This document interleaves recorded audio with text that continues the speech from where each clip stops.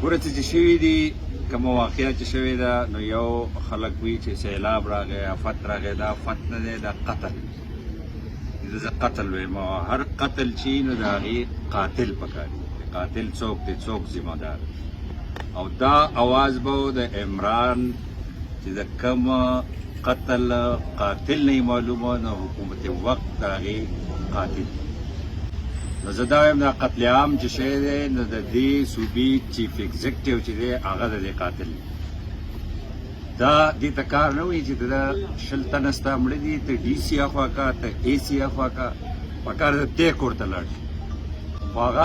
هر هغه سړی ځي چې بچا کې اخلاقي جرأتي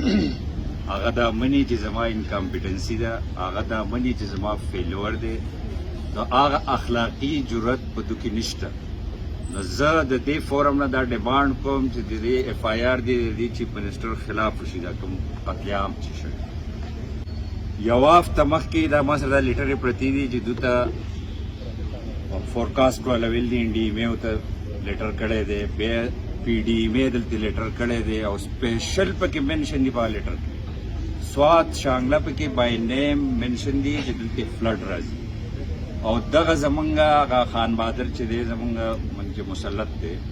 2 ورځې مخکې په اسلام آباد های کورټ کې ته صحافي تپوس کې تاسو به اورېدلي چې دلته فورکاسټ کې ستا په صوبه کې د فلډ پرډکشن دی نو ته راغلی په اسلام آباد کې د عمران چمچګیري کوي نو هغه صوبې ریسپانسبلیټي به څوک ادا کوي هغه په جواب کې ویل دي چې دا زما ډیوټي نه ده ما سره یو سیسټم دی یو نظام دی د هغې تحت دا صوبه زه چلوم زما دا ډیوټي نه ده چې ځان ته ټینټ ویسم ځان ته کښېنم هغه سیسټم هغه نظام څه شو دا یو د اداره جاتي فیلور دی دلته ریسکیو چې دی د هغې امپلایز چې دي د اسلام آباد د حملې دپاره په زرګونو خلک دی بوځي اسلام آباد په قبضه کوي دنو ما ستا 35 ویکلز 35 ګاډي د اسلام آباد په قبضه کې د ریسکیو 112 هغه د دې لپاره وتلي وو چې اسلام آباد په قبضه کړي